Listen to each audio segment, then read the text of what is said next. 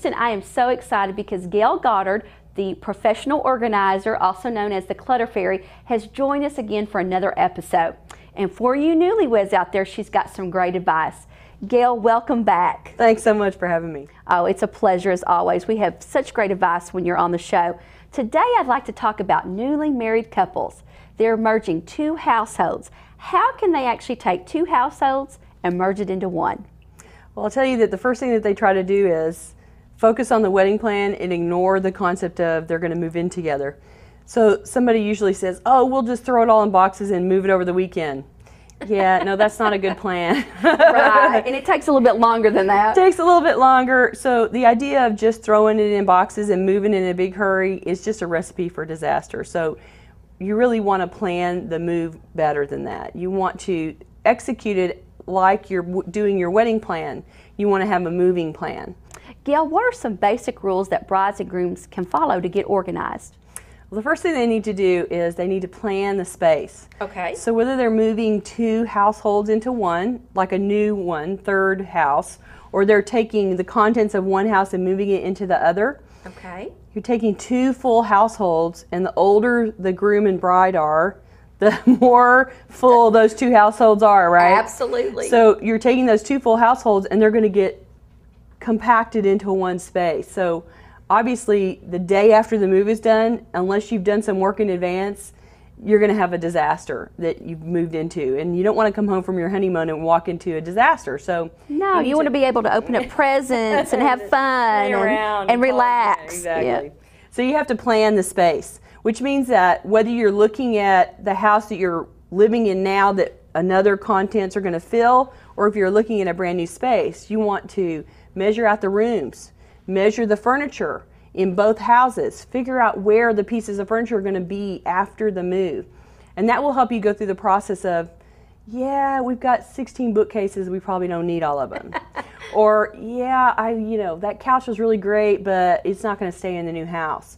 So you have to go through the process of eliminate the furniture, and you can do that by mapping it out into where it's going to be in the house. And that will make it really obvious. All these pieces of furniture between the two of us, they're not going to fit in the space, so we have to make some choices. Or they may not even fit through the door. Yeah, they may not fit through the door, exactly.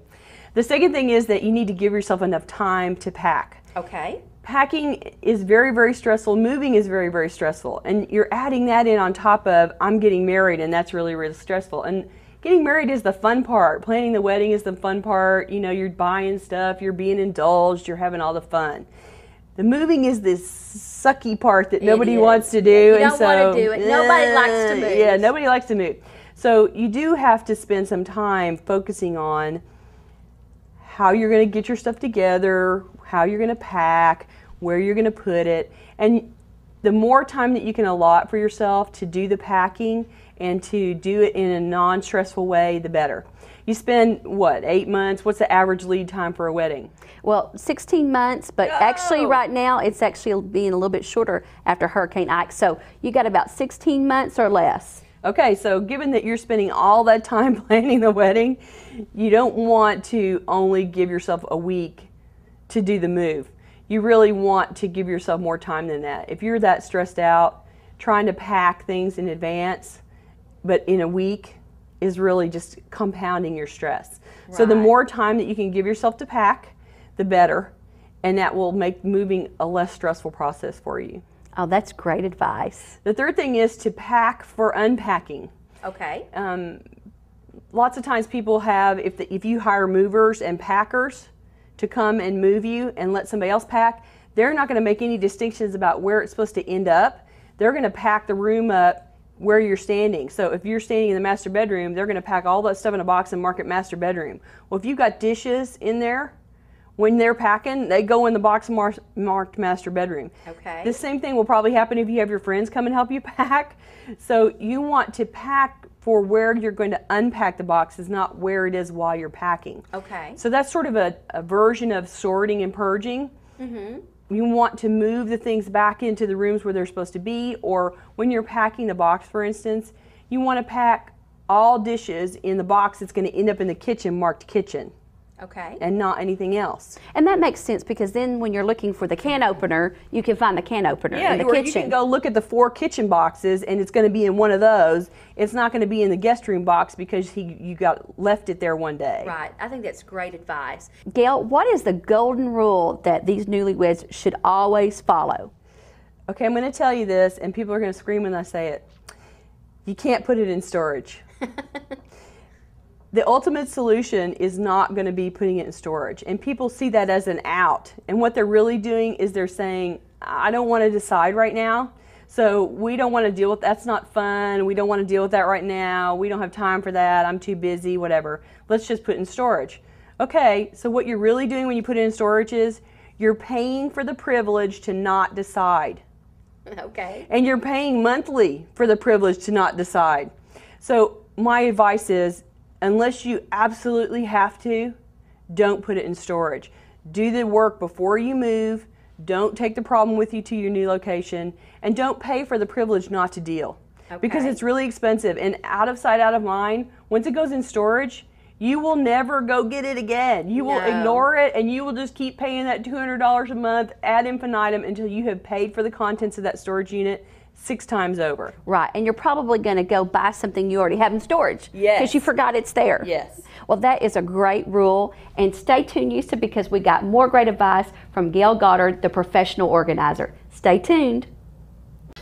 Welcome back, Houston. Today, Gayle Goddard, the professional organizer, is helping us get brides and grooms ready to merge 2 households into one. Gayle, how do these brides and grooms decide what they need and what they don't need?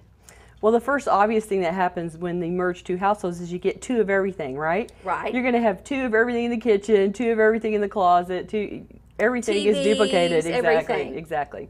So the first thing is you have to get rid of the duplicates. Okay. Which means you have to go through the process of deciding which one you're going to keep. Right. Yeah, I know that's a challenge for people sometimes, but you are going to have to go, okay, you have a toaster, I have a toaster. Which one works better? Which one do we like to use? Which one's in better repair? Pick the one that's in better condition, it's newer, you like using it better, and let the other one go. Don't even move the ones that you're going to let go of. Give it to somebody else. Yeah, do that process before you move. Okay. And go through and make a pile of, okay, this is the one that's not going to go. And obviously, there's going to be some in one house and some in the other house. But if you can make a stack in each house of, these are the things that aren't going to go because we're going to keep the one that's at the bride's house instead of the groom's house, that'll at least narrow down how much you have to move, and then you only have one of everything. And you're not having to do so much lifting. Exactly. Well, Gayle, that's great advice. So what's the next step that they can take? I know that when they're trying to decide what they're going to keep and what they're going to toss, what is the duplicate that they're going to keep, they're going to have to go through the process of compromising about it. You know that there's going to be some object like the toaster, for instance. The TV. The TV. I love my TV. I don't want to let go of my TV.